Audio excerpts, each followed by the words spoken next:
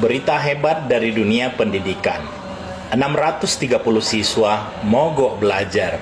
Bukti kemajuan generasi emas 2045. Akhirnya Indonesia boleh berbangga. Di sebuah sekolah negeri di Lebak, Banten, ratusan siswa kompak menunjukkan bahwa mereka bukan lagi murid biasa. Mereka pejuang hak asasi manusia. Bayangkan, 630 siswa dengan gagah berani mogok belajar hanya karena seorang teman mereka ditampar kepala sekolah setelah ketahuan merokok. Hebat bukan?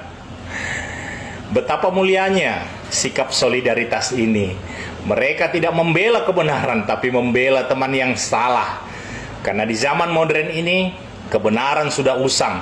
Yang penting, perasaan anak tidak tersinggung.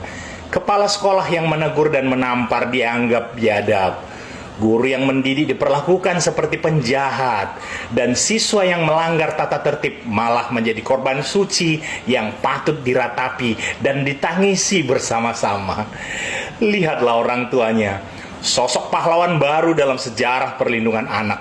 Dengan semangat tinggi, ia berlari ke kantor polisi, bukan untuk mengajarkan anaknya tanggung jawab, tapi untuk memastikan tamparan pendidikan berubah status menjadi kasus kriminal. Karena tentu saja di negeri ini mencintai anak berarti membebaskannya dari segala konsekuensi.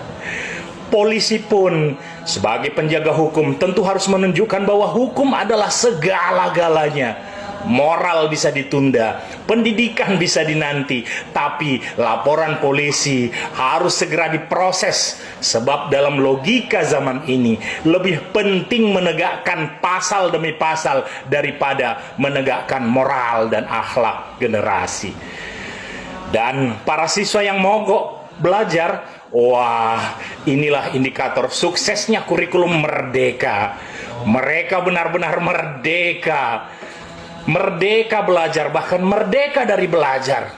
Pendidikan karakter kini tak lagi relevan. Sebab generasi emas 2045 lebih membutuhkan keberanian untuk protes ketimbang keberanian untuk bertanggung jawab.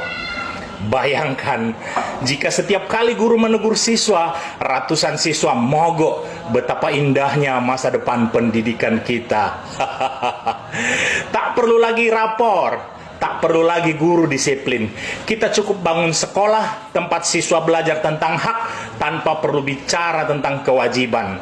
Karena bukankah menjadi manusia modern berarti tahu hak, tapi lupa tanggung jawab?